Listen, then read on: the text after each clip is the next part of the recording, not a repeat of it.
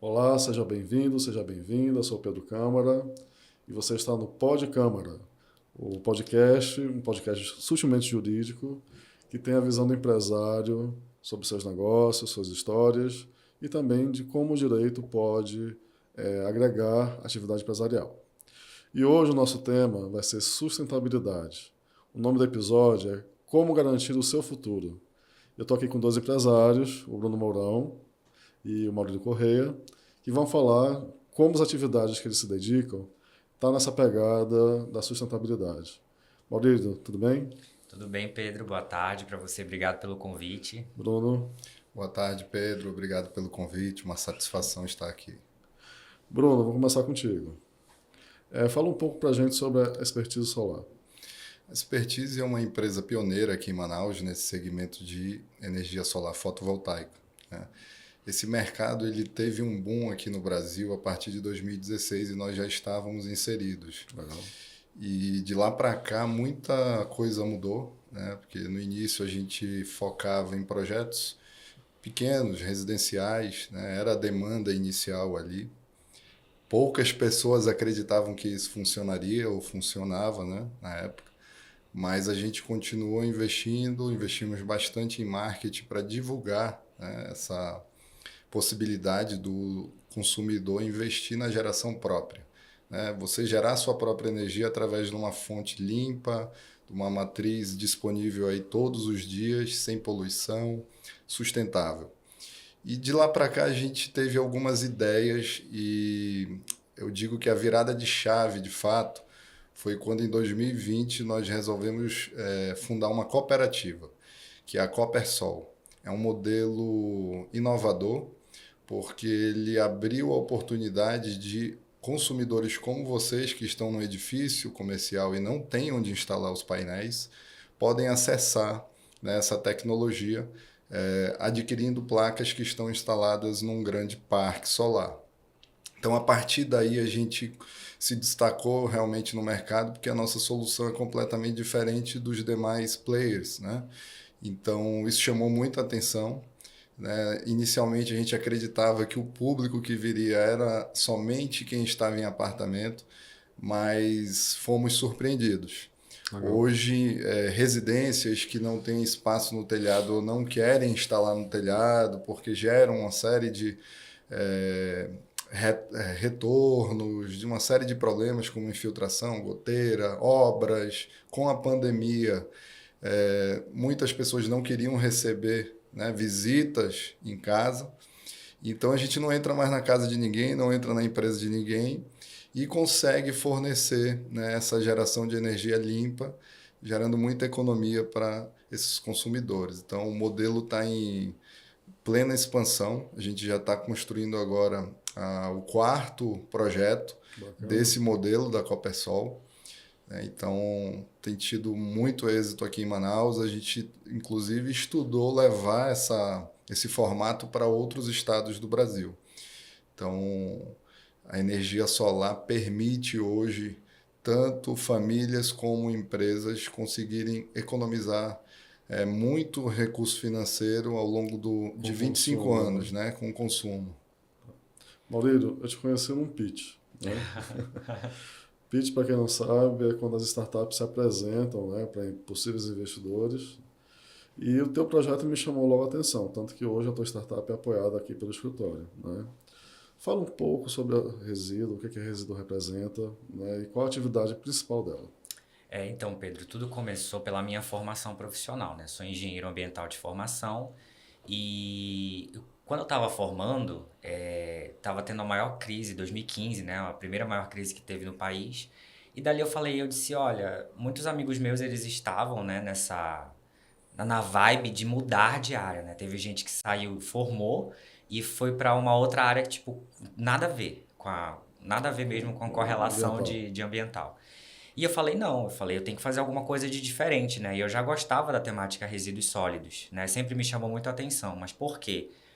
Porque a gente que é empreendedor, na verdade eu não sabia que eu era empreendedor, né? Mas eu já tinha o espírito de empreendedor lá atrás. É muito E, comum, eu sei. então, o que que acontece? Lá atrás eu pensei, eu tenho que fazer alguma coisa para mudar o cenário.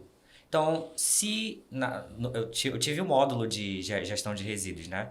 E aí no módulo eu tive o seguinte conhecimento, que foram alguns insights, né? Desses insights. O Brasil é um potencial produtor de resíduos. E resíduos a gente sabe que não é mais lixo, né? Lixo é uma coisa, resíduo é outra. Então, resíduo é uma indústria bilionária no país e fora dela. E eu falei, bem, se a gente é um produtor potencial da América Latina, é porque a gente consegue consumir bastante. E dali eu tive um insight, eu digo, bem, eu vou fazer um projeto para fazer um futuro mestrado, doutorado, porque eu tinha o objetivo de mudar para fora do país. Conta da crise, né? Mas eu queria fazer alguma coisa. E aí foi quando eu tive o insight de fazer um trabalho, que meu trabalho era um nome astronômico, assim, que virou depois resíduo, né? Mas era tipo assim, era algo do tipo coleta inteligente, enfim, é uma coisa bem bizarra. Infinito. E aí o que acontece? Dali eu falei, eu vou fazer isso e vou propor. Só que eu fui muito bombardeado na faculdade. Porque todo mundo disse assim, olha, ninguém vai fazer logística reversa. Ninguém vai fazer gestão de resíduos de forma otimizada, automatizada, porque já era o meu objetivo, né? E aí, só que eu não sabia como fazer, né? Eu só queria fazer. E o que é a logística reversa? Logística reversa é um conjunto de ações voltadas para que um determinado gerador de resíduos faça o gerenciamento e, posteriormente, a compilação dos dados, porque logística reversa, na verdade, são dados. Né? Então, você tem um conjunto de ações de gerenciamento de resíduos para a destinação correta, que não é o aterro sanitário, e aí você compila as informações do que você destinou e quanto você destinou, né? Tantos toneladas de resíduos e quais resíduos são. Plástico, vidro, metal. E a partir daqueles dados, você vende aqueles dados posteriormente, né? Para indústrias que precisam fazer a logística reversa, mas que não sabem como fazer. Porque às vezes a sua matéria-prima não é um determinado material. Então a responsabilidade por isso é de quem fabrica o resíduo? Não, a responsabilidade é de todos, né? De todos, tá? Desde o fabricante até a gente que consome em casa, né? Uma garrafinha de água dessa, então a gente também é responsável. Então a logística reversa é esse conjunto de ações que vem desde o fabricante até a gente. Ok. Bruno, é mais barato investir na energia solar? Com certeza, né? Uma tecnologia que tem vida útil muito longa. Você ter uma ideia, as placas fotovoltaicas elas têm 25 anos de garantia. Por isso a gente utiliza esse tempo, 25 anos. Né? Muita gente me pergunta... O que é o 25 em 5? Eu tenho esse conceito, né? Eu criei esse conceito para facilitar e para justamente criar essa curiosidade, né? De entender como é que funciona esse investimento. Então, 25 em 5... O consumidor investe hoje 5 anos do seu consumo atual de energia, tá? Considerando a tarifa de hoje, e ele vai conseguir neutralizar com garantia os próximos 25 anos de consumo. Então, quando você confronta esses dados financeiros, você vê que o retorno desse investimento vai acontecer em 4, 5, 6 vezes do valor inicial. Então, faz muito sentido, né? Até porque hoje a gente sabe que há uma tendência também da mobilidade se tornar elétrica, né? A gente está vendo um movimento muito forte, né, das fabricantes de veículo. Então, logo o consumidor vai incluir na conta de energia o consumo do seu veículo. Então, é uma pergunta que eu faço também, né? Você vai morar no mesmo endereço nos próximos 25 anos? O seu carro será o mesmo nesses próximos 25 anos? Então, quando o consumidor começa a fazer essas perguntas e a refletir, né, durante esse prazo todo do que ele está investindo, faz sentido. É muito mais econômico. Legal. Murilo, o que tu entrega para quem contrata o serviço da Resíduo? É um projeto? É um relatório? O que é? Eu costumo dizer que nós estamos entregando compliance, né? Então, a gente tem um conjunto de serviços, né? A gente não faz só a parte de gestão de resíduos, a gente não faz essa aplicabilidade dessa metodologia dentro de um empreendimento que gera resíduo, mas a gente faz todo o acompanhamento, né? Porque o nosso objetivo é futuramente fazer o acompanhamento do ciclo de vida do produto que aquele gerador está gerando, no caso, né? Em relação a material reciclável. Né? Quando eu falo de produto, às vezes confunde, né? Mas é material reciclável. Que todos nós, até mesmo dentro de casa, nós geramos produtos, nós geramos material reciclável. Só que a partir do momento que a gente não separa, junta tudo, o lixo comum, aí sim se transforma em lixo e não tem como reaproveitar. Então, nós entregamos compliance para as empresas, né, para as instituições que hoje têm uma grande geração de resíduos, né? Seja um condomínio comercial, seja um shopping center, seja uma empresa grande e também pequena. Então, o que a gente faz? A gente aplica uma metodologia, né? Nós temos uma metodologia própria, aliada a uma ferramenta tecnológica, que é uma plataforma de gestão. Então, aquela empresa que contrata a gente, ela consegue enxergar o que ela está gerando, quanto que ela está gerando e para onde que está indo o resíduo que ela gerou. Então, é aquela questão da responsabilidade. Então, se eu tenho responsabilidade, eu tenho que ver que eu gerei esses resíduos e para onde que vai os resíduos que eu gerei? Será que vão para o aterro sanitário, que não é a forma correta de ir? Né? Então, isso pode ser uma forma de gerir riscos. Isso, gerir riscos. Responsabilidade, tudo isso. Então, a gente entrega porque todos os anos essa empresa ou essas empresas elas precisam fazer renovações de licença ambiental junto aos órgãos públicos. E elas precisam comunicar a esses órgãos públicos que elas fizeram a coisa certa durante aquele ano. Então, a gente entrega compliance. No final, o produto em si, a gente entrega compliance para essas empresas. Compliance é um termo assim, muito usado hoje em dia, né? Mas é bom explicar.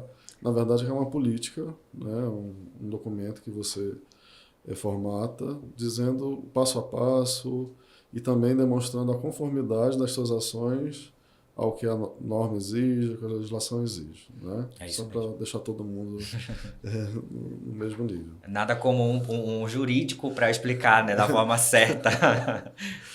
Bruno, aproveitando esse tema das boas práticas, né? Tu acreditas que se a tua marca conseguir vincular, né, passar a imagem, não apenas passar a imagem, mas ser identificada como uma boa prática ambiental, isso pode gerar mais negócios? Com certeza. Hoje o consumidor está bem informado e tem um comportamento hoje com uma cultura muito mais sustentável, né? A gente percebe isso nos atendimentos, nas conversas. Os próprios clientes que têm investido em energia solar falam muito isso, principalmente os empresários. Eles querem destacar a empresa com essa pegada, né, que é a sustentabilidade, que é uma empresa que se preocupa com o meio ambiente, principalmente aqui em Manaus, né? Nós estamos na Amazônia, né? Uma empresa que não pensa, que não se preocupa com o meio ambiente, né? Ela está fora de contexto. Isso que você está falando é muito, muito verdade, assim, principalmente o pessoal mais jovem, os consumidores mais jovens. Tudo bem, eu não sou tão jovem, mas eu também tenho essa pegada, né? Mas o que acontece? Hoje você quer consumir daquilo com quem eu me identifico, né? Aquela marca, aquele serviço, aquele empresário. Não, pô, nesse cara vale investir, vale apostar no produto dele, no serviço dele, né? E, infelizmente, muitos empresários ainda não perceberam isso, né? Mas uma realidade é essa. Maurílio, deixa eu te perguntar como startup, tá? Não apenas como um negócio que gera boas práticas ambientais. Você acha que a nossa região aqui, as startups regionais, elas têm uma inclinação natural para essa questão ambiental ou ainda não teve esse insight aí de grande parte? Olha, eu posso falar com propriedade sobre isso porque eu estou inserido no ecossistema de inovação daqui, então eu conheço praticamente todas as startups do ecossistema e infelizmente não. Infelizmente não, porque cada um, na verdade, eles estão atentos que há uma dificuldade natural para cá, né?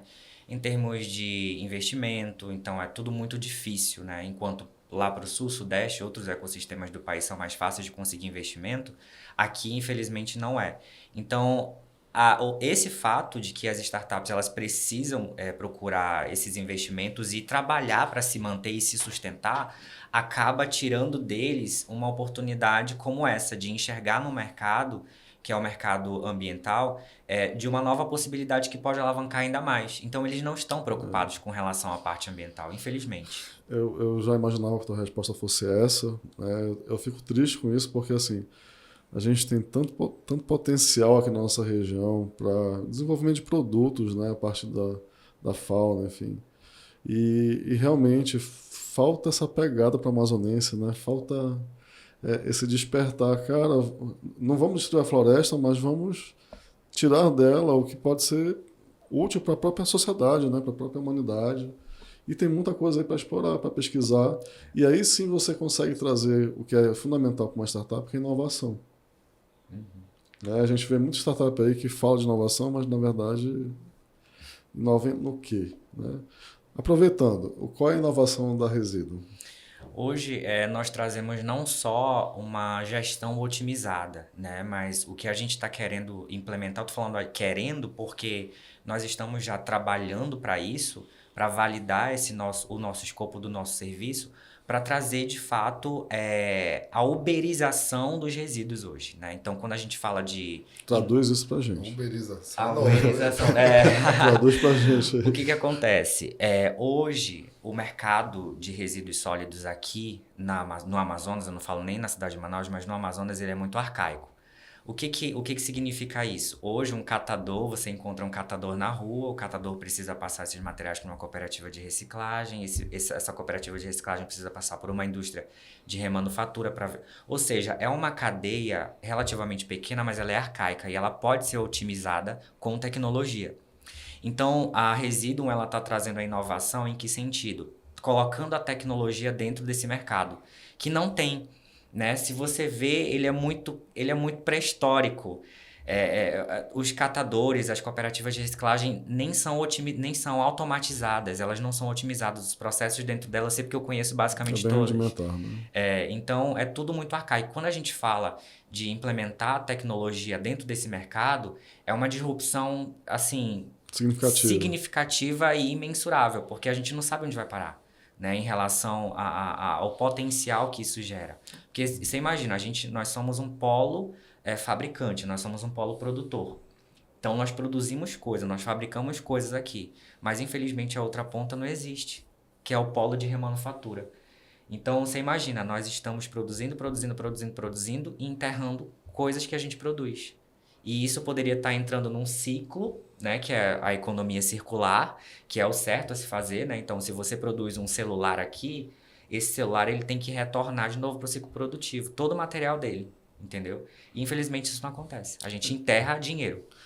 Hoje, quando você fala de inovação, a tecnologia ela está muito vinculada. É o sobrenome, né? É o sobrenome. Inovação, tecnologia.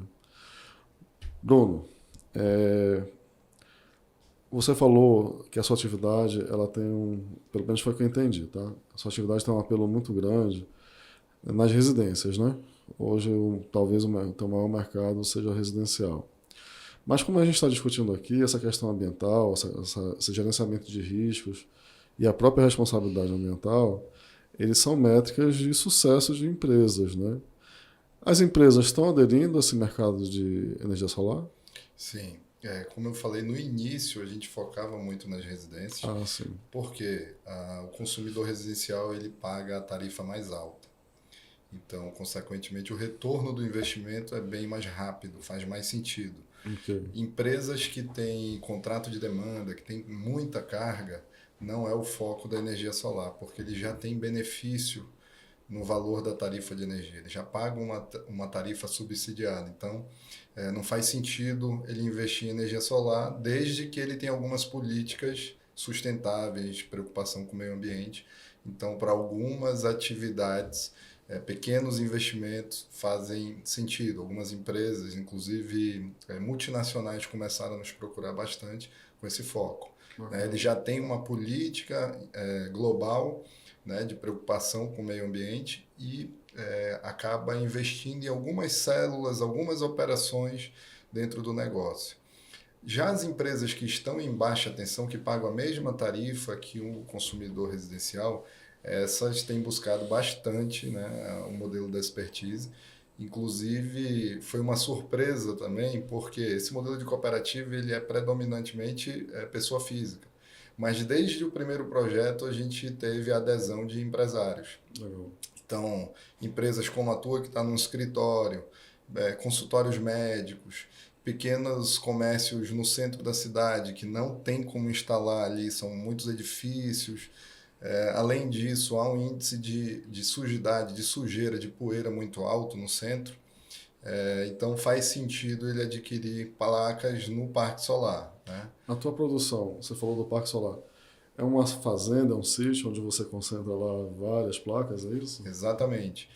Esse é um ponto importante porque a gente selecionou áreas documentadas, obviamente, e limpas, para evitar o desmatamento, evitar, né, derrubada de árvores, áreas improdutivas, que não serviam para absolutamente nada e que tem um metro quadrado também irrisório para o investimento. Então, a gente começou a mapear esses locais aqui na área metropolitana, então a M010, BR-174, próximos do centro urbano de Manaus, né, ali a 30 minutos, para facilitar também a operação e manutenção. Tenho que deslocar equipes todo dia para esses locais. Então, hoje a gente foca nessas rodovias que tem muitas áreas improdutivas.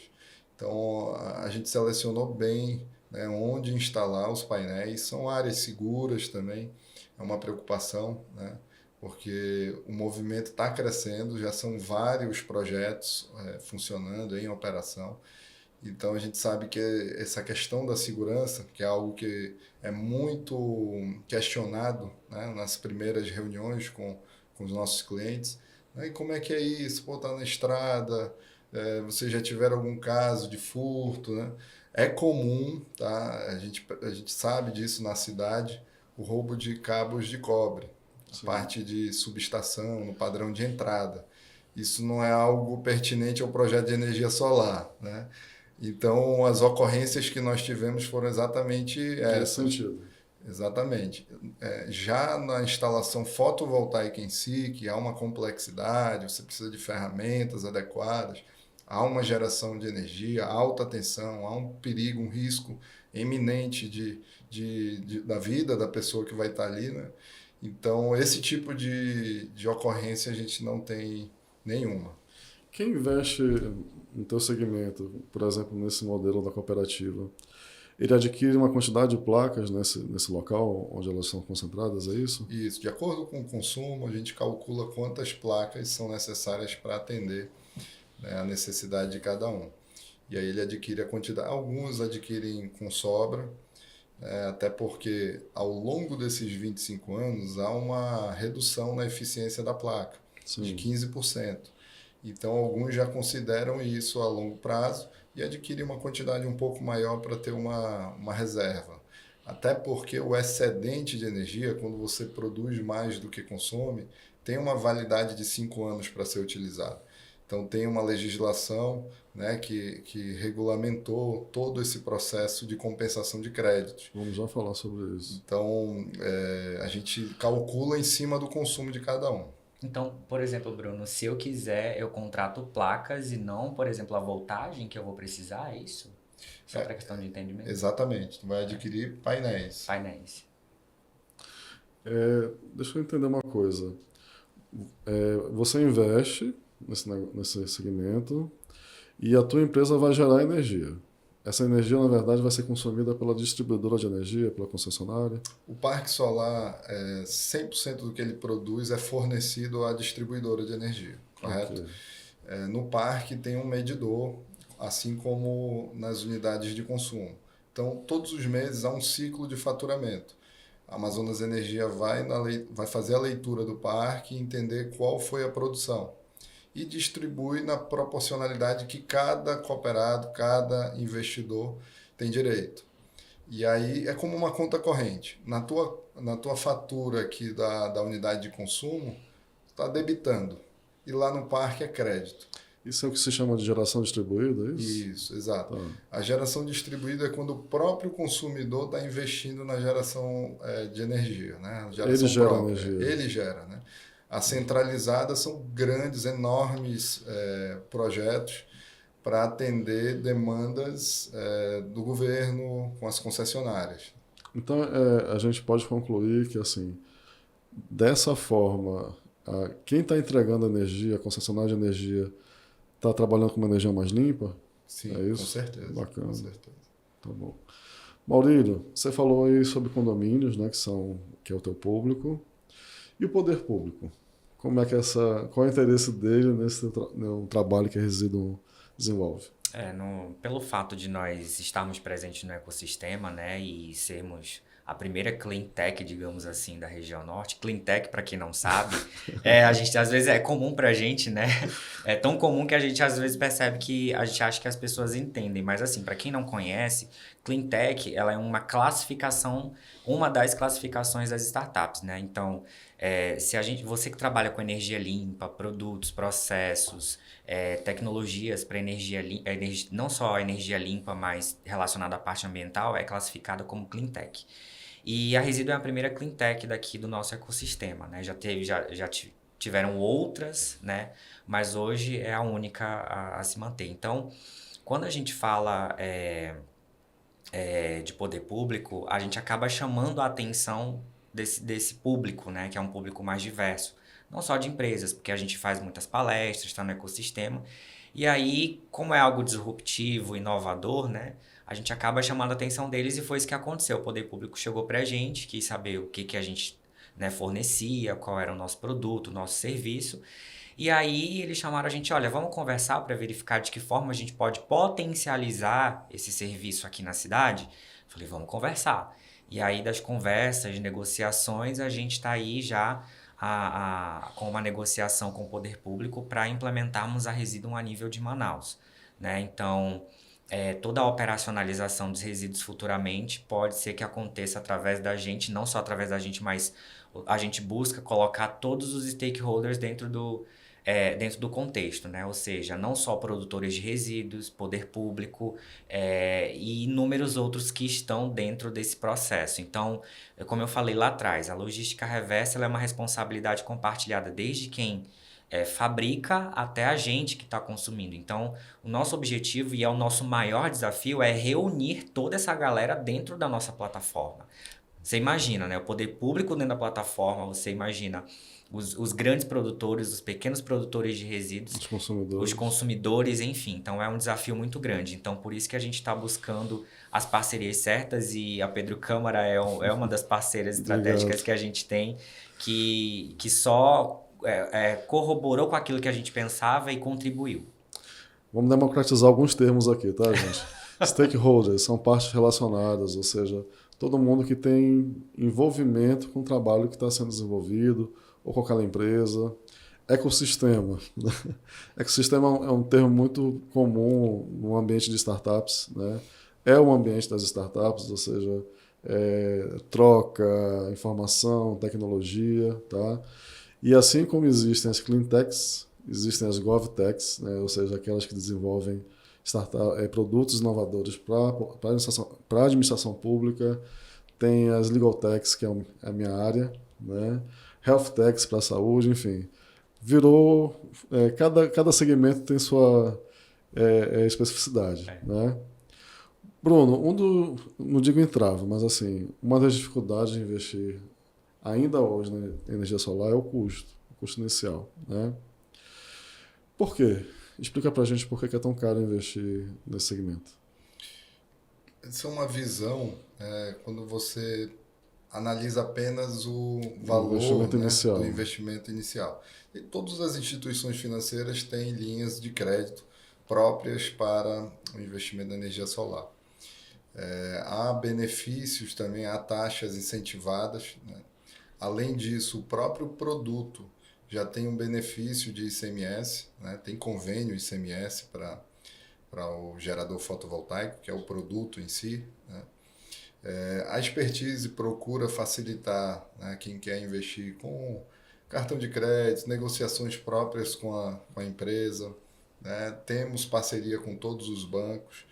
Então, hoje a gente busca... E aí, uma novidade também, Pedro, a gente abriu, antes tinha um mínimo de placas para você fazer esse investimento.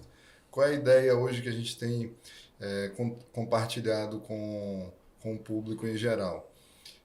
Sempre que você tiver uma economia, um recurso próprio que você está ali, ou um investimento, você pode ir adquirindo uma certa quantidade de placas, né? Você pode adquirir uma placa, 2, 3 e ir ampliando, né, a sua participação no parque solar até alcançar a sua necessidade. Então, justamente para facilitar, porque o que a gente percebeu com o aumento da taxa de juros no Brasil, realmente está impraticável em algumas situações, né? Porque depende do score ali de cada CPF ou CNPJ. Então, taxas que chegam muitas das vezes até 3% ao mês. Então, aí o retorno já não é em 5, né? A Sim. conta muda completamente. E assim, muitos dos insumos que vocês usam são importados, né? Sim, sim.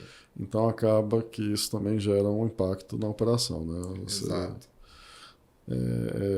Não tem como ser barato num contexto que a gente está hoje, né?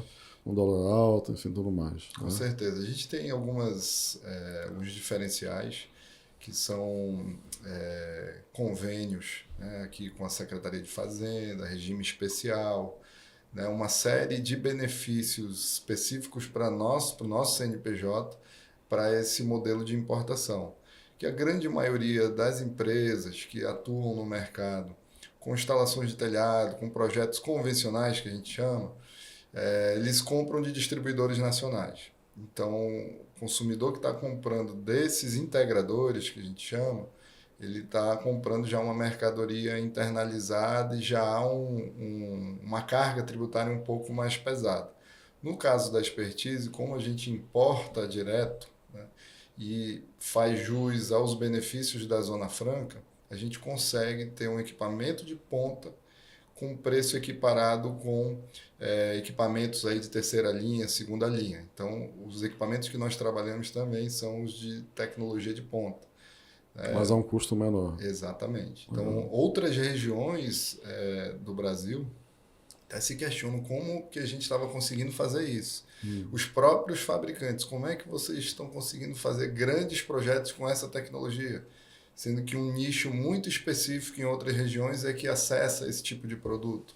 E a gente conseguiu colocar em grande escala tecnologia de ponta. Entendi. Maurílio, de alguma forma tu vende esse apelo ambiental quando vai divulgar a resíduo? E isso, se você faz isso, né? Já te ajudou no desenvolvimento da tua empresa? Sim, na verdade, em tudo, né? Em todos os lugares que eu vou, eu sempre falo, né, da importância e faço esse apelo ambiental.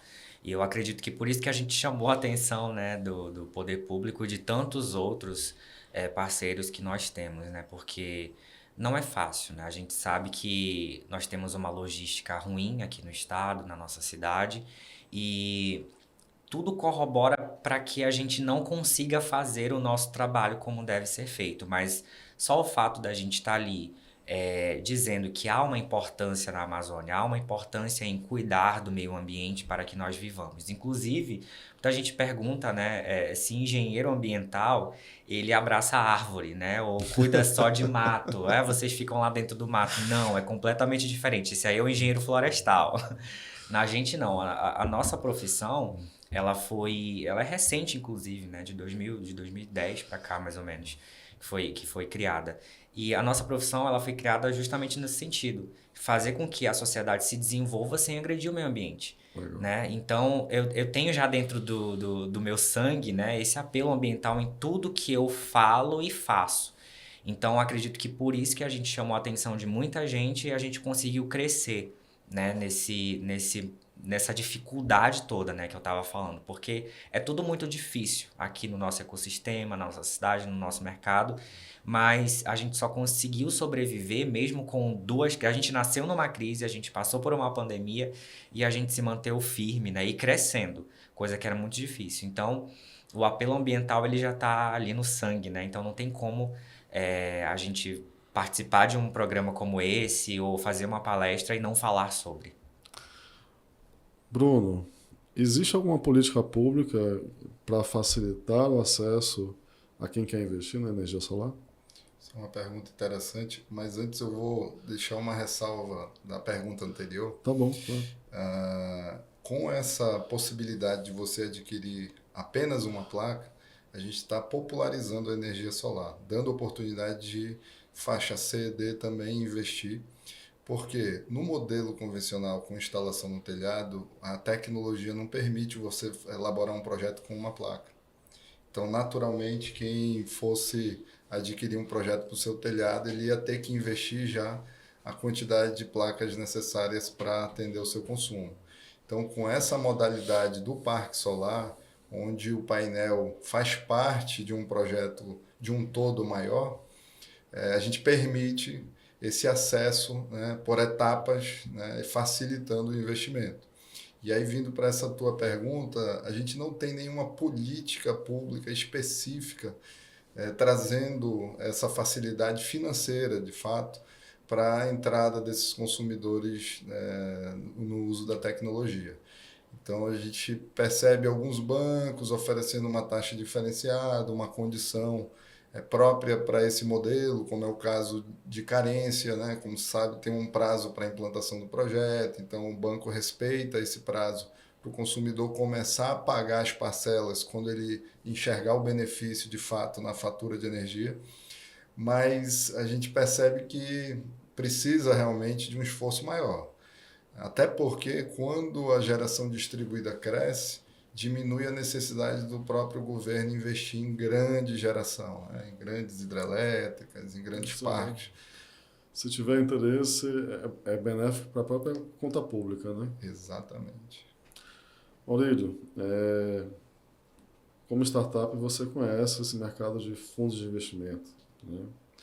E hoje, os fundos de private equity, ou seja, aqueles que só apostam em empresas mais maduras, né, inclusive startups mais maduras, ele pegou essa questão da sustentabilidade como ponto central, né? Assim, eu vou criar um fundo, mas eu tenho que levar isso para o lado da sustentabilidade.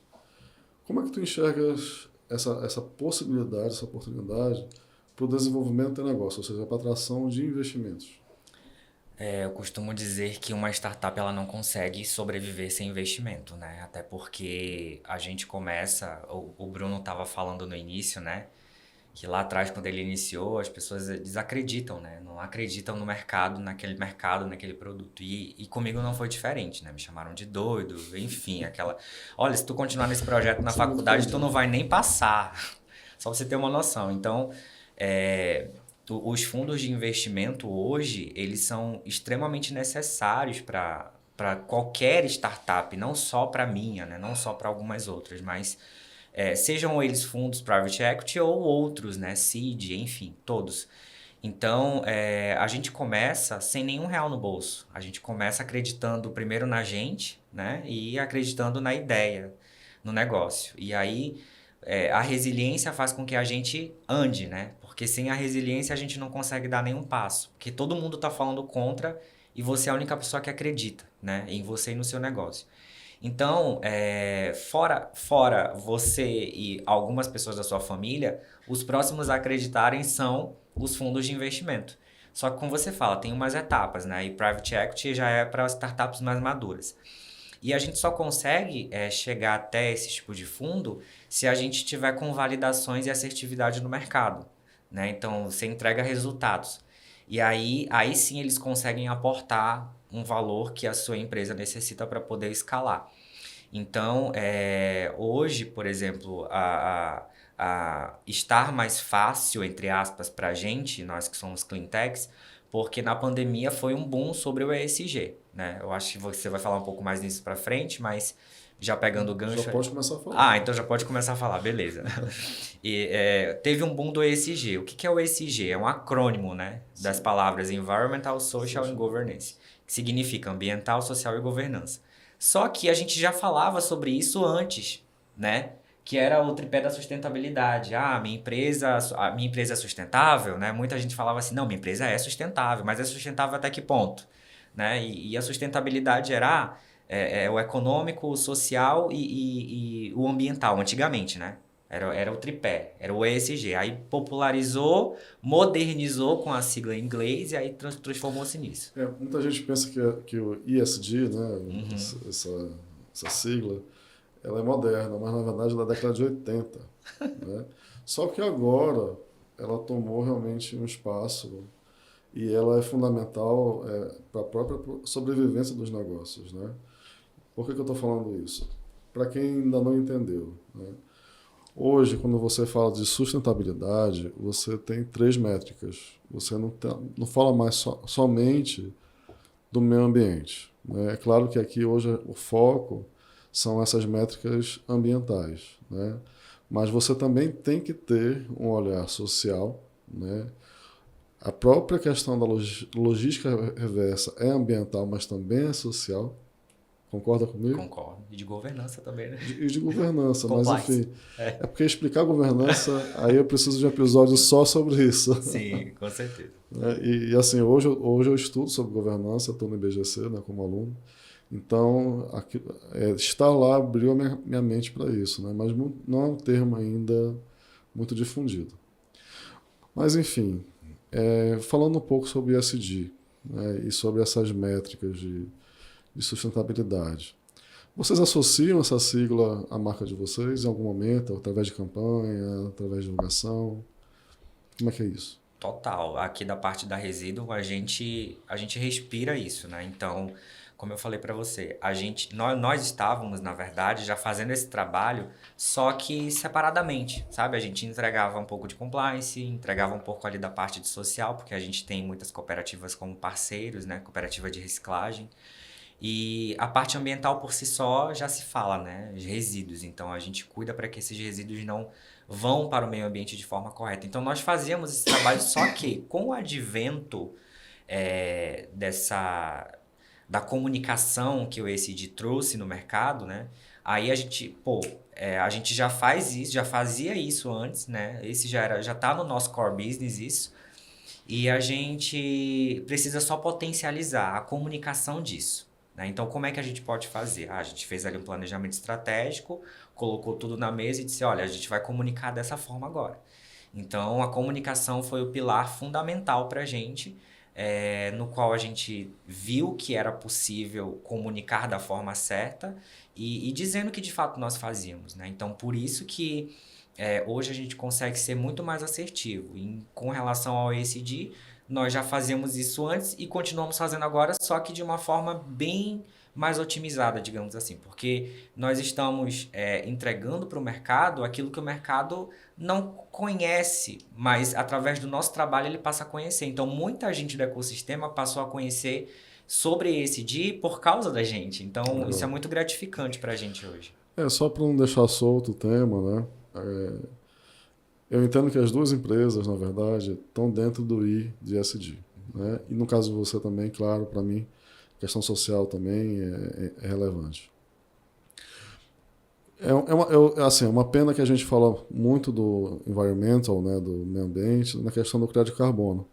Só que tem tanta coisa aí que também é environmental, né, também é métrica de sustentabilidade ambiental, que a gente precisa divulgar. É o exemplo de vocês. Né? Óbvio que eu vou precisar, se eu tenho essa inclinação, se eu penso nas gerações futuras, né, no sentido de elas realmente terem como bem viver aqui nesse planeta, eu vou querer apostar numa energia limpa. Né? O nosso estado ele já tem a matriz baseada no gás natural. Né? Ainda bem, porque antes era querosene, principalmente querosene, ainda tem isso hoje em dia, né? Mas eu vejo que isso diminuiu bastante. Mas a energia solar é totalmente... são fontes renováveis, é sustentável, é limpa, né? Então, por que não investir nisso? Né? Eu vejo que vocês também estão no mercado e que as pessoas também precisam entender que quando elas apostam no teu segmento, na tua empresa, elas também estão apostando em sustentabilidade. Tá? Vamos falar um pouco sobre o direito, né, dentro da área de vocês, afinal de contas, é o meu peixe, né? Preciso...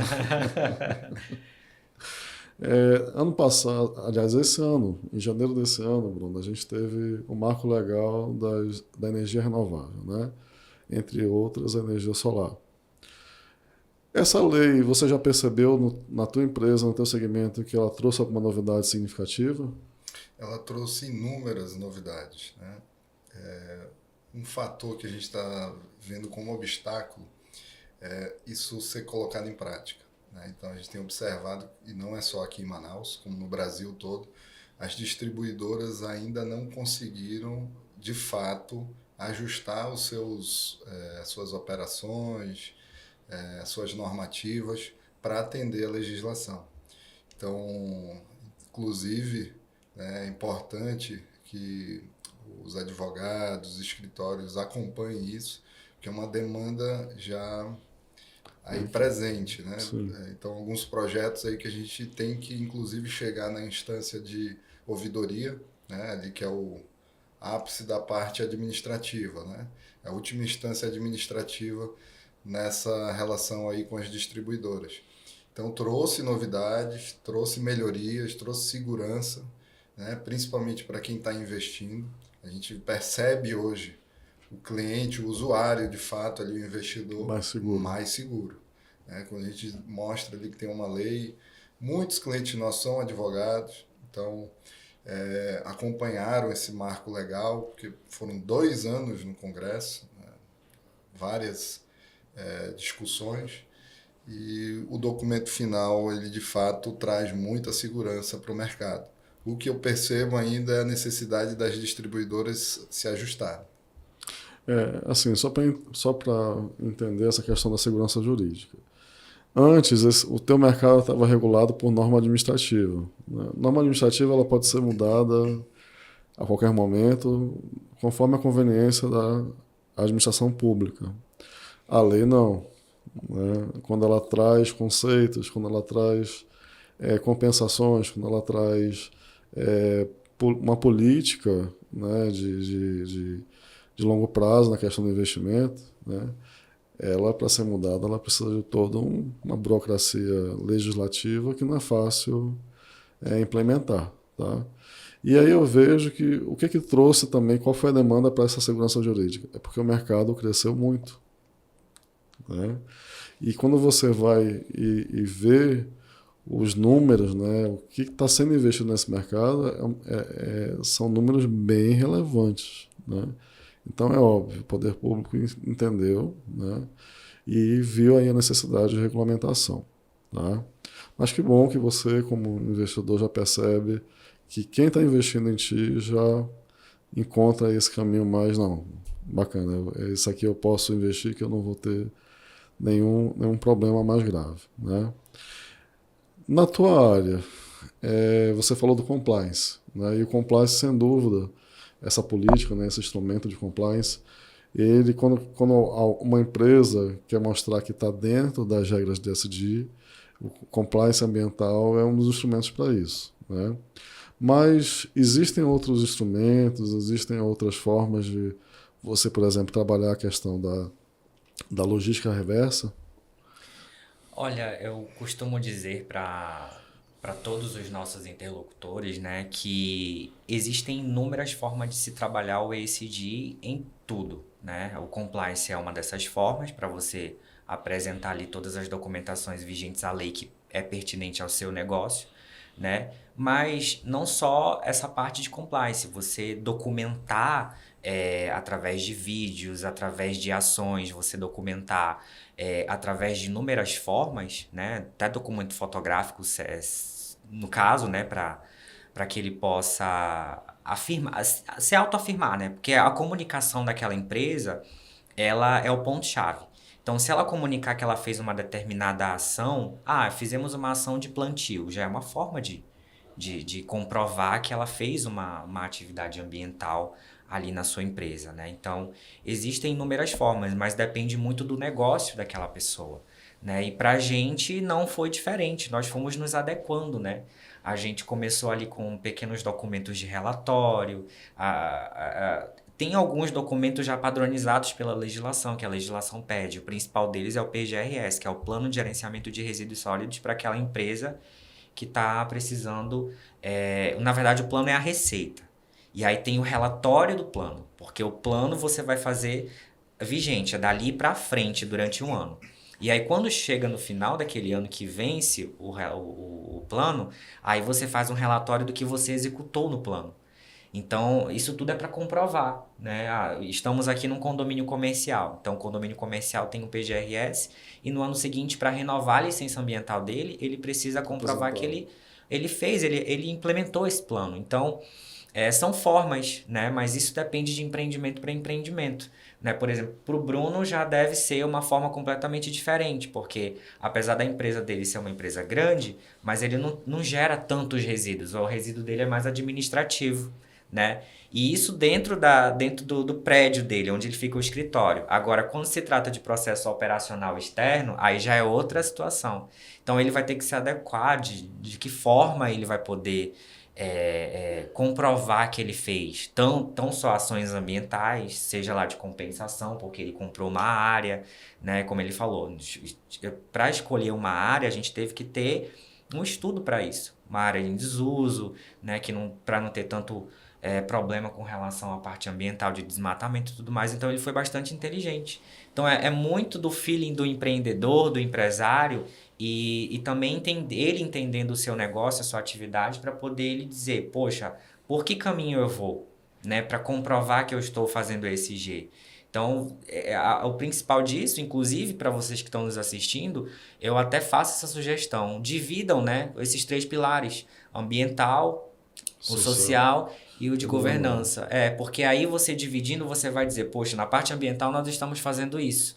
Na parte de governança estamos fazendo isso e precisamos, né, atualizar, vou procurar um jurídico para nos ajudar, né, Pedro? E aí, assim, eu acho que acredito que é possível caminhar. Bem, eu não vou resistir. Governança, gente. Quando você fala de governança, você está falando de cultura organizacional, não só, mas é um primeiro ponto, né? E o que é cultura organizacional? Aqui, quando uma pessoa entra no escritório, ele recebe um documento chamado cultura organizacional, né? Ele conhece os princípios do escritório, ele conhece o que a gente quer atingir com a nossa atividade, ele conhece as premissas que a gente adota, né?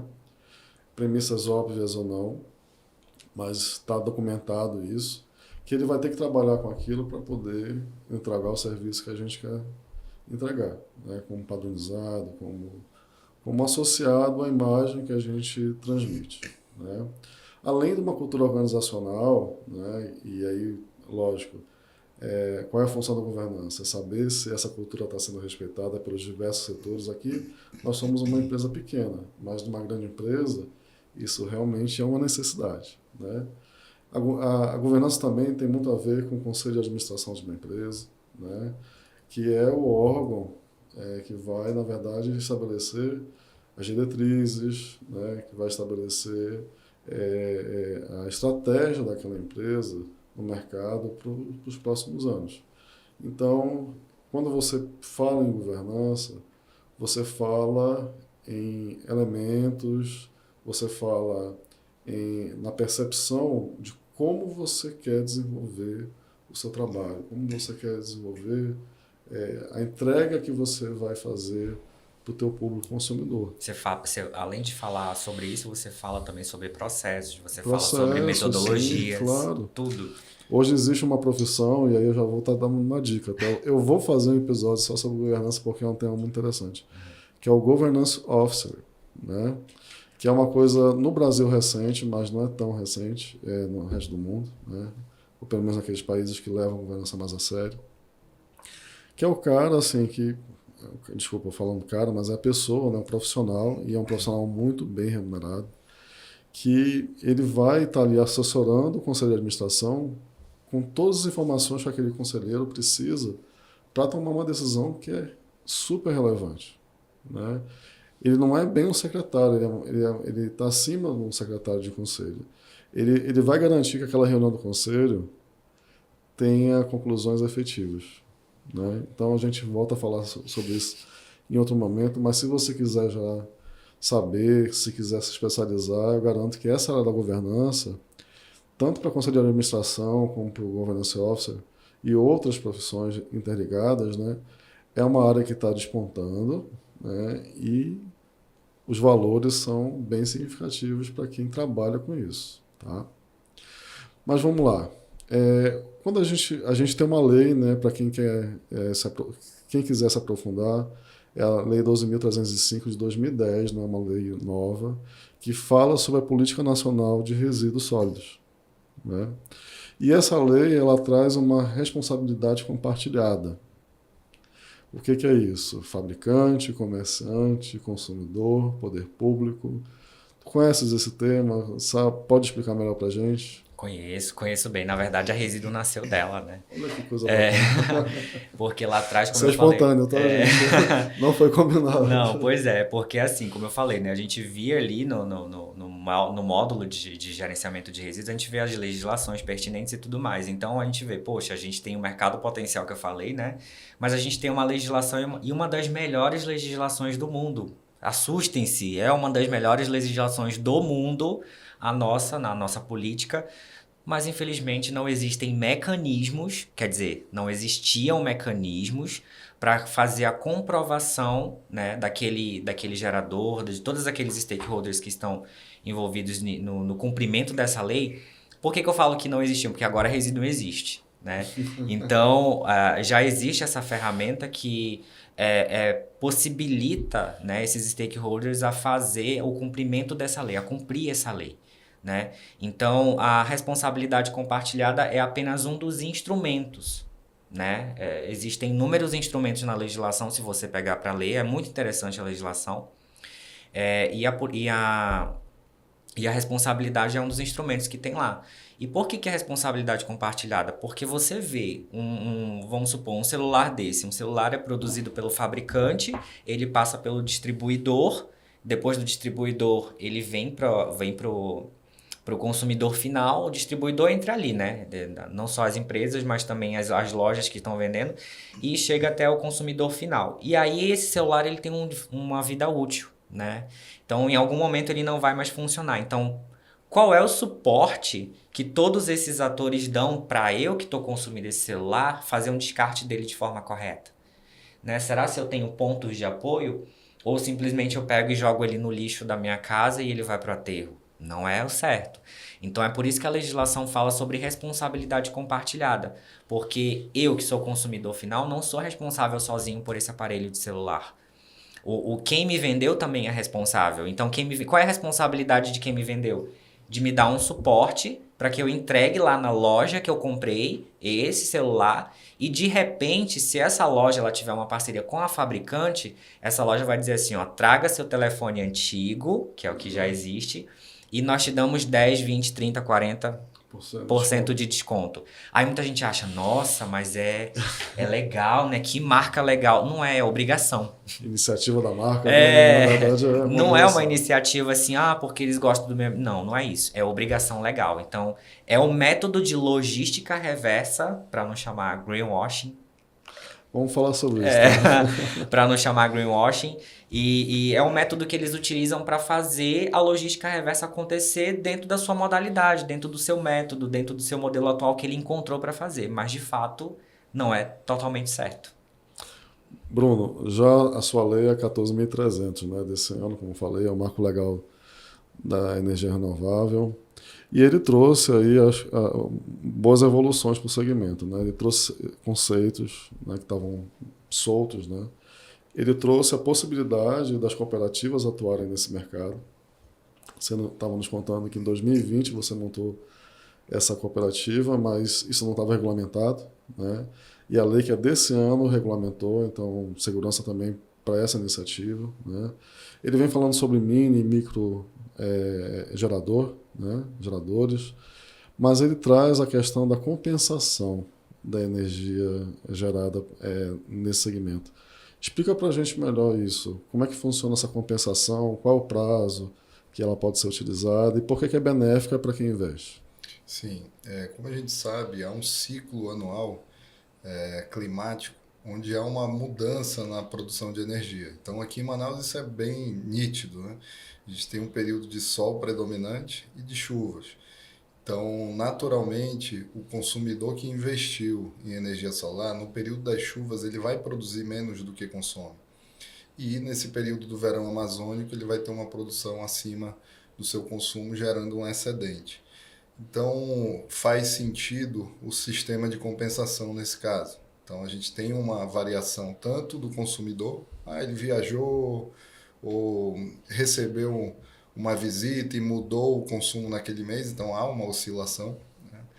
Como na produção. Então, o sistema de compensação ele vem para justamente equilibrar, né, o investidor. Então, esse excedente ele tem validade pela lei de 60 meses. Então, a gente já teve casos de pessoas que passaram 6 meses fora, né, da sua unidade e acumularam esses créditos para utilizar dentro do prazo aí legal. Então, esse é um primeiro ponto. Já funciona, então? Já funciona. Bacana. Um outro ponto é que tem alguns investidores que compram os painéis, adquirem no parque solar para atender mais de uma unidade. Então ele tem o apartamento, tem o escritório, muitos têm sítio, tem uma casa ali de final de semana.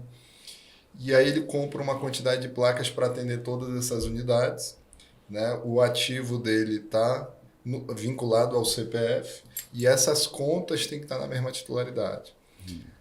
Antes da lei, nós tínhamos que informar percentuais. O que acontecia? Em determinado mês, o usuário viajou, acumulou crédito numa unidade residencial, mas no escritório dele ele teve que pagar. E ele está com crédito acumulado em outra. Então, a legislação trouxe uma novidade muito interessante, que é a ordem de prioridade. Entendi. Então, para esse consumidor que tem mais de uma UC, que a gente chama, unidade consumidora, ele vai ordenar isso. Então, primeiro atende a minha residência, se atendeu, o que sobrou atende o escritório e assim por diante. Então, acaba que o consumidor consegue ter uma eficiência maior do investimento, né? Isso eu achei fantástico, porque a gente precisava ficar ajustando várias vezes, né, até encaixar realmente, o consumidor ficar satisfeito. Outra questão também muito importante, você falou aí da cooperativa, que nos trouxe uma segurança. O que estava acontecendo? Minas Gerais, que é um estado em que a energia solar realmente despontou na frente no Brasil, já havia uma disputa ali, porque eles praticamente devastaram o estado com projetos de energia solar e a rede elétrica não suportava mais novos projetos. Então, o que estavam fazendo lá? Você precisa, antes de construir o parque, pedir uma autorização da distribuidora, que a gente chama de viabilidade. Lá eles já estavam negociando a viabilidade. Virou um mercado. Eu mesmo me submeti a isso numa conversa, né? A gente estava sondando lá o mercado de Minas Gerais e só para eu ter a autorização para construir eu já tinha que fazer um investimento altíssimo. Uhum. Então a legislação trouxe também segurança para isso. Hoje você tem que fazer um depósito calção. Quer construir um projeto, você vai apresentar o projeto, a concessionária vai da aprovação, você é obrigado a fazer um depósito ali de 5% do valor do projeto. É um valor devolvido ao final quando há conexão desse sistema. No caso da cooperativa, é isento dessa caução. Então, também facilita o nosso modelo. Isso eu achei sensacional, né? A lei também veio trazer isso. Exatamente. Então, nós que estamos construindo no modelo cooperativista, então tem essa vantagem, vamos dizer assim, né, em relação a outros modelos que precisam desse aporte inicial também. É muito burocrático você entrar nesse sistema de geração distribuída ou a expertise, por exemplo, faz todo esse processo para o consumidor? A gente cuida de todos os trâmites com a distribuidora. Então, o consumidor, o cliente, ele de fato só precisa fazer o pagamento e ficar tranquilo.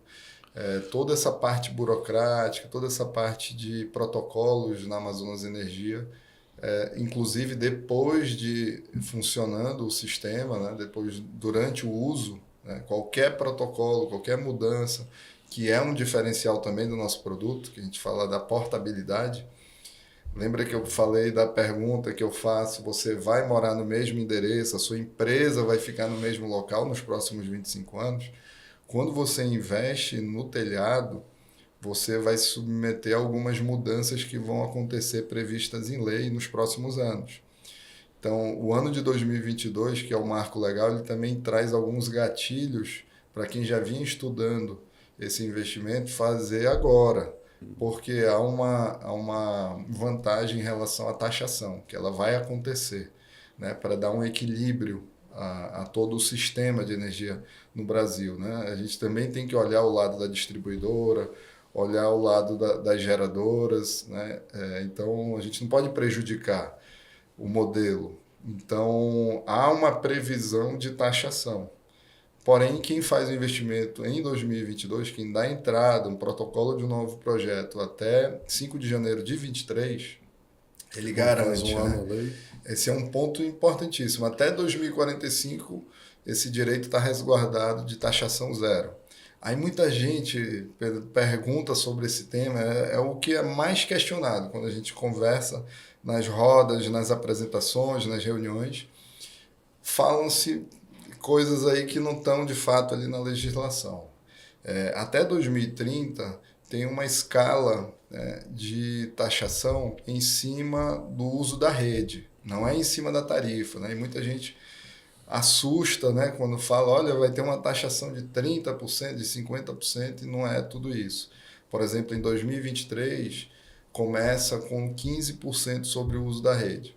Aqui na nossa tarifa, no Amazonas, o uso da rede corresponde a 40% da tarifa.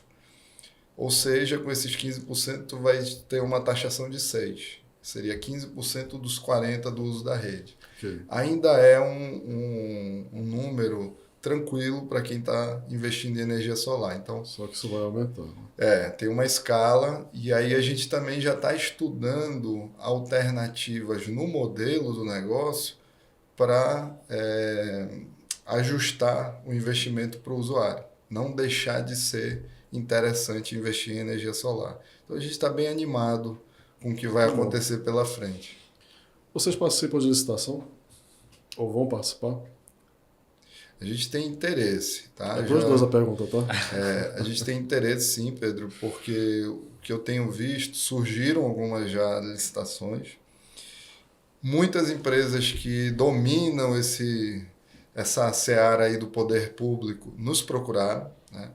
Uma decisão inicial que nós tomamos foi de prestar consultoria e prestar serviço para essas empresas que já estão habituadas a fornecer para o poder público. Então, a gente viu que não é tão simples assim participar dessas concorrências, né? Temos visto aí, inclusive, empresas que não têm o nosso know-how, não têm a nossa experiência, estando habilitados, né, a concorrer. Então, a gente evita, né? Mas é uma oportunidade. Mas é uma oportunidade interessante. E você, Moreira? No nosso caso, a gente tem interesse sim de participar de licitações, mas atualmente, como está falando do poder público, a gente chamou a atenção do poder público porque nós estamos vendo uma mudança com relação à legislação, principalmente do marco legal das startups. E aí, o poder público aqui de Manaus, ele está tentando já encontrar algumas formas e meios para fazer contratações através do marco legal das startups, né? Que é um certo tipo de licitação, né? Diferente, voltado para aquele segmento. Assim, só para a gente alinhar, por que eu fiz essa pergunta, né? Para vocês terem ideia de como essa questão da sustentabilidade, ela hoje tem uma força, né? A lei de licitações do Brasil, a 866 de 93, ela sofreu uma modificação para colocar como princípio, né, de quem está querendo contratar com o poder público, oferecer serviço, produtos do poder público, o desenvolvimento sustentável nacional. Tá?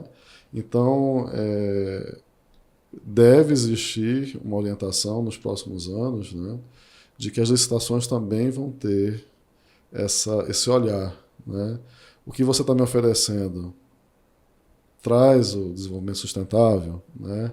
O que você está me trazendo aqui como oferta tem esse cuidado com o meio ambiente, né? E a gente sabe que isso são critérios de desempate, né? Exatamente. Então, é importante você que, por exemplo, trabalha com esse mercado de licitação, atentar para isso. Tá? Já é da lei, a lei já está prevendo isso, né? A aplicação disso em processos licitatórios, com certeza nos próximos anos, vai crescer, né? E vocês estão em segmentos que já têm isso no DNA, né? Esse desenvolvimento sustentável. Falando um pouco sobre o que você mencionou do marco legal das startups, que é do ano passado, 2021, né? Essa questão da licitação é bem interessante, por quê? para vocês não precisam ter um produto acabado para oferecer para o poder público, né? É diferente da empresa do Bruno e da grande maioria das empresas. Você pode ter uma ideia, você pode ter um projeto que, se for da conveniência do poder público, que se for interessante para o poder público, ele pode apostar nesse projeto. Ou seja, ele vai investir valores, recursos, para que você desenvolva aquela ideia e, uma vez ultrapassado um determinado prazo, você vai entregar isso para o poder público e ele pode firmar um segundo contrato, que é o de fornecimento, né? Então, assim, gente, nós estamos passando por uma evolução na nossa legislação sobre vários setores, sobre vários segmentos, que ela é bem interessante, né? Eu fico feliz porque o Brasil está no caminho, né? A gente também tem a LGPD. Enfim, nesses últimos anos a gente teve um boom de legislações bem importantes que todo empresário, como vocês, precisa estar antenado do que está acontecendo, tá? Maurílio, tu falaste um termo aí, que é um termo importante também a gente trazer esse tema, que é o greenwashing, né? Hoje, ESG, Bruno, virou moda, né? Vamos dizer assim. Até o Shiro mesmo, uma vez conversando com ele, mas ESG não é para inglês ver, não é para o pessoal dizer que pratica, mas não pratica. Pois é, a coisa é tão séria, né? Por exemplo, Estados Unidos, hoje, vários fundos de investimento realmente só aplicam recursos em projetos sustentáveis. Só. E lá eles levam isso muito a sério.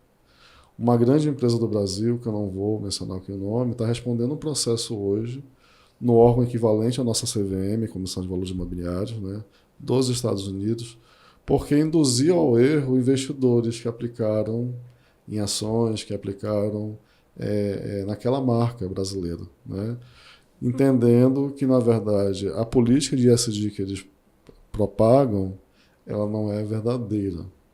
Tá? E isso é um movimento mundial muito forte. A gente ainda não, eu pelo menos não conheço no Brasil alguma coisa vinculada ao greenwashing, né? E o greenwashing é isso: é você dizer que tem uma política ambiental, que você tem uma política de ESG, que não é só ambiental, ou social e governança, mas na verdade, por exemplo, o social prega a diversidade de raça, de orientação sexual, prega a ascensão de mulheres a cargos diretivos daquelas empresas. E, obviamente, ele repele qualquer coisa, por exemplo, como trabalho escravo. Então, se na tua produção, em algum momento, né, for desvendado que, na verdade, tu diz que as mulheres têm progressão profissional e você não vê isso na prática. Se você diz que não trabalha, declara lá numa licitação, por exemplo, que não trabalha com trabalho escravo, que não emprega menor, se não for como menor aprendiz, mas tudo isso for revelado sendo mentira, né? Isso é greenwashing. A famosa maquiagem, né? Maquiagem, tá?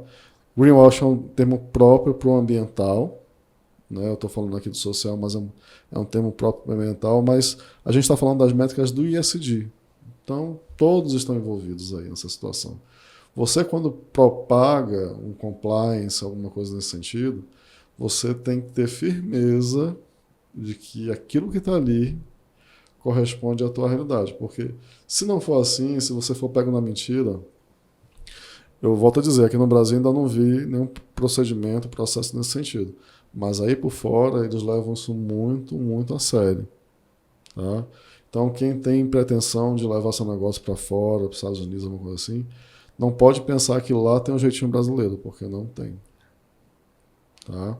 Eu vi que você publicou alguma coisa sobre o greenwashing, né? Recentemente. Publiquei.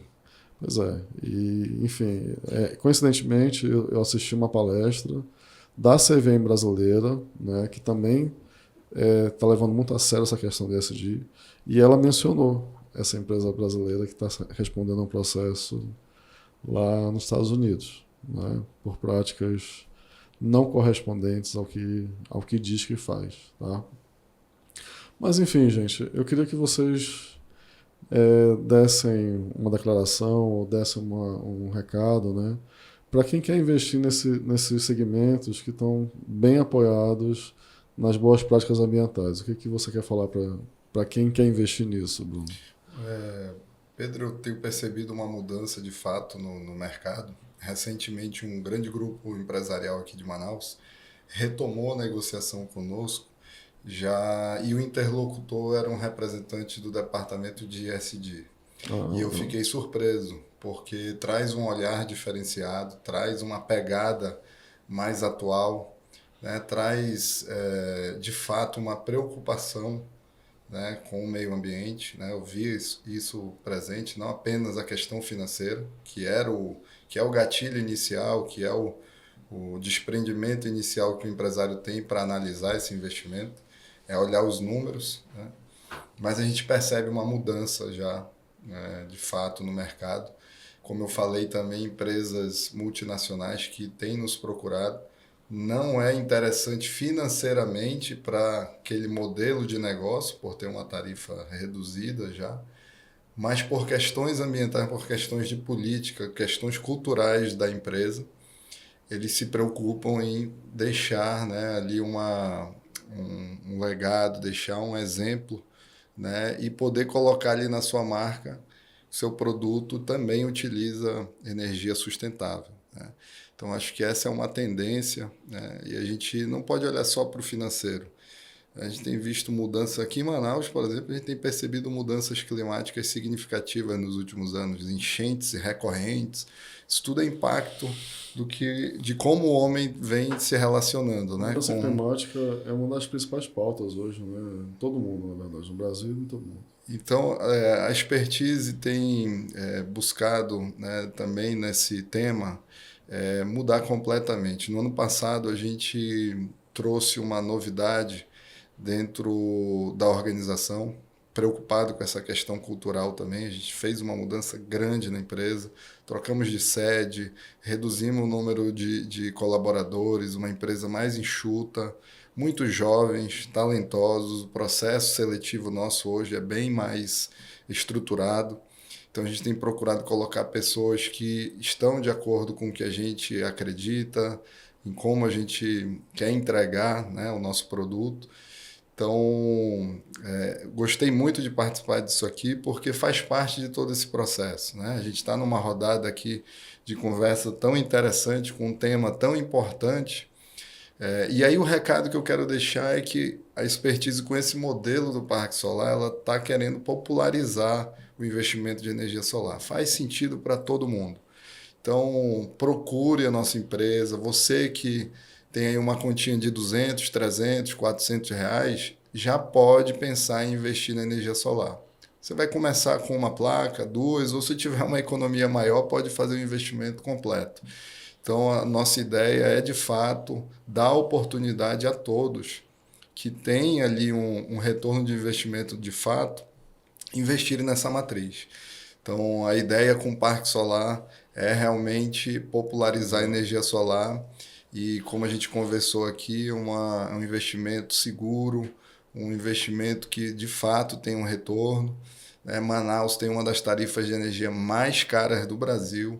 Um serviço questionável, né? Exatamente. Com todo respeito, estou falando de ninguém mais, de uma empresa específica, mas a gente aqui também sofre com falhas frequentes nesse serviço. E esse é um ano estratégico, como eu falei, a questão da taxação. Eu tenho falado muito nas redes sociais sobre esse tema, né? A lei, a legislação realmente traz essa importância para o ano de 2022.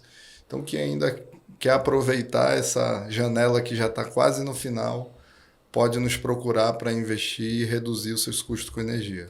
Só pegando a tua fala antes de passar a vez para o Maurílio, até a Lei 14.300, que é o marco legal, ela também traz um programa para popularizar. Sim, né? Com certeza. Só que eu acredito que esse programa ainda não foi efetivado. Né?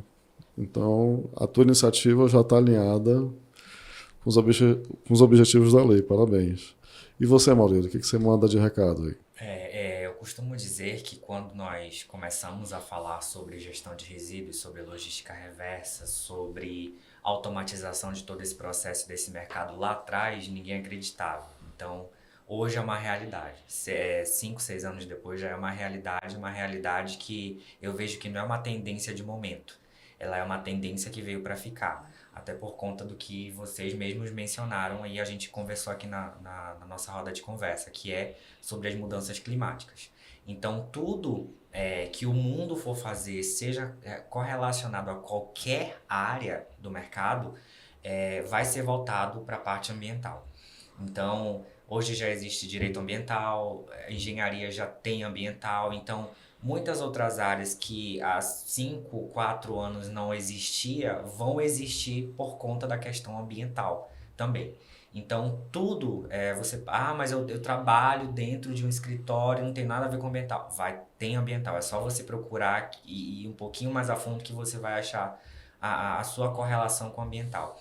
Então, o recado que eu tenho para trazer aqui é, por mais que vocês que estão aí nos assistindo, por mais que você pense que a sua área pode não ter correlação, ela tem correlação e você tem que estar antenado com as coisas que estão, né, sendo latentes nesse momento, como, por exemplo, a parte do ESG, a parte do carbono, a parte, enfim, tudo que é relacionado ao ambiental você tem que estar atento porque isso veio para ficar, né, não é uma moda passageira. E o que eu costumo dizer nas palestras que eu dou por aí comumente é que se você tem um olhar mais criterioso, com mais cuidado para a parte ambiental, você tem o todo, né? Tô falando isso no genérico de todas as áreas, você tem um todo. Porque como é que nós, seres humanos, vamos viver numa sociedade se a nossa principal casa, que é a nossa cidade, nosso planeta, ela não está bem ajustada, né? Então a gente vê aí inúmeras consequências, né, do fato de não termos cuidado disso antes, né? Então, aquecimento climático é uma coisa, é um fato, né? É um acontecimento que se a gente não cuidar daqui para frente, isso vai se potencializar cada vez mais, e você imagina.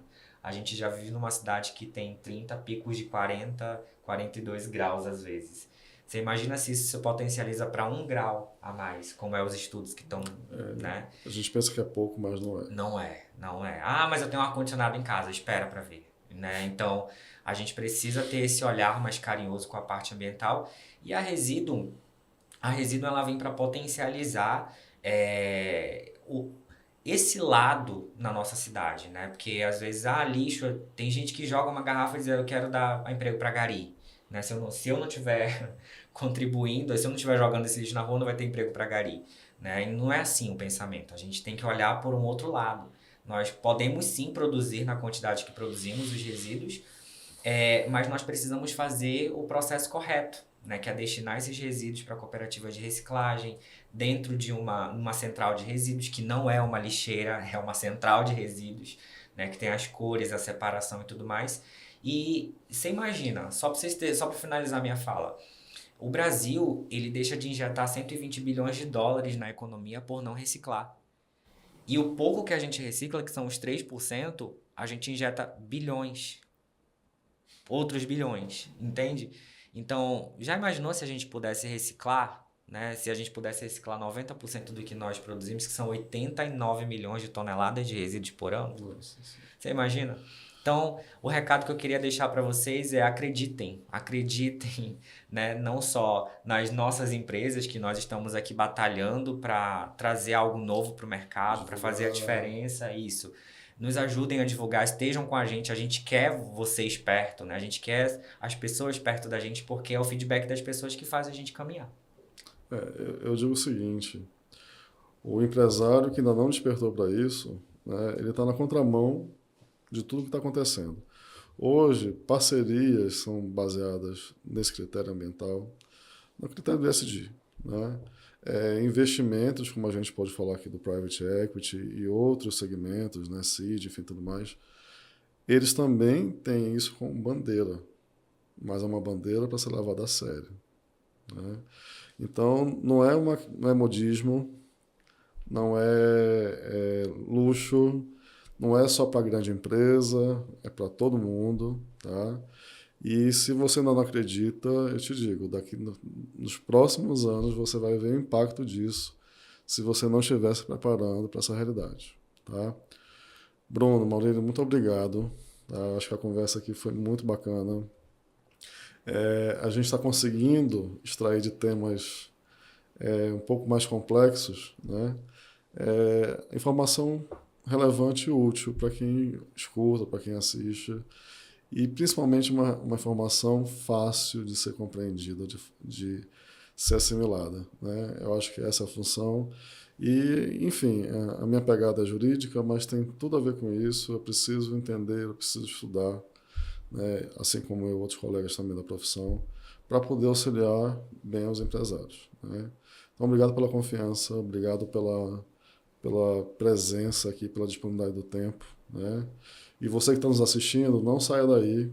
A Amanda, que é nossa advogada, vem trazendo algumas dicas sobre ESG, desvendar essa sigla para você que não conhece, tá?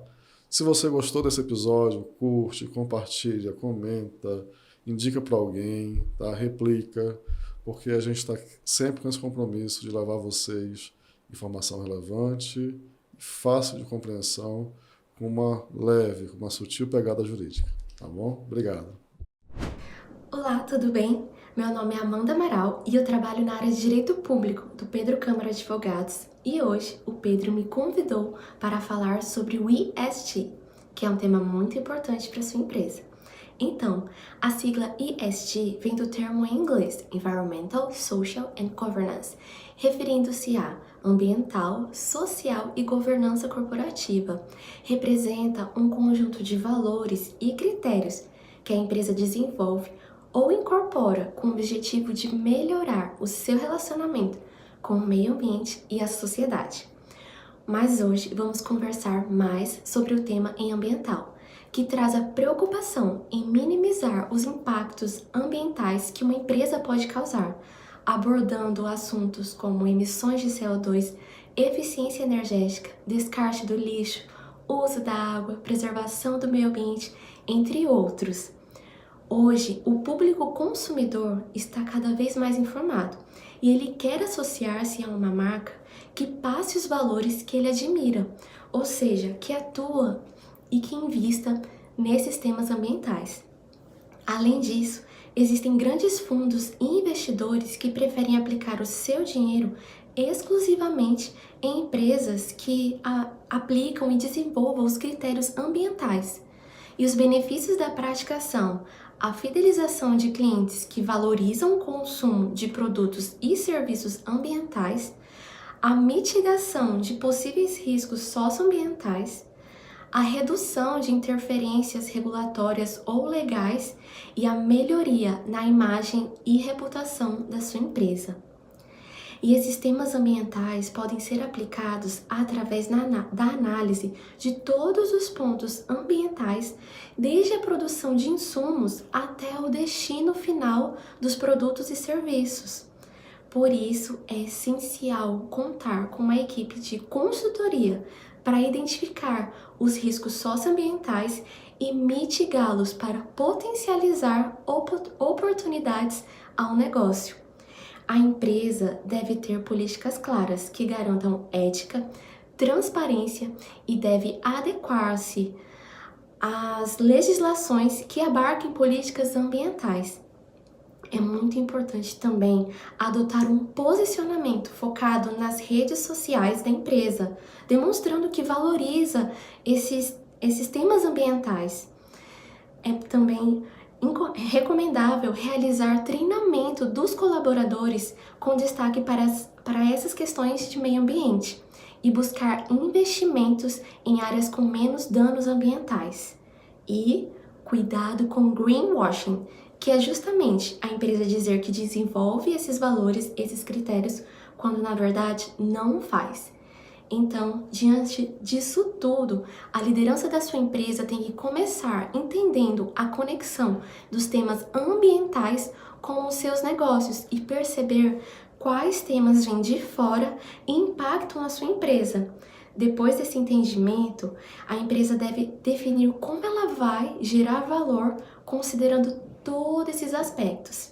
E lembre-se, aplicar os critérios ambientais não é uma questão de ser politicamente correto, mas de demonstrar que sua empresa é vital nesse microsistema empresarial e pode gerar valor para ser atrativa para acionistas, o consumidores e investidores. Você quer aprender mais sobre ESG e suas práticas?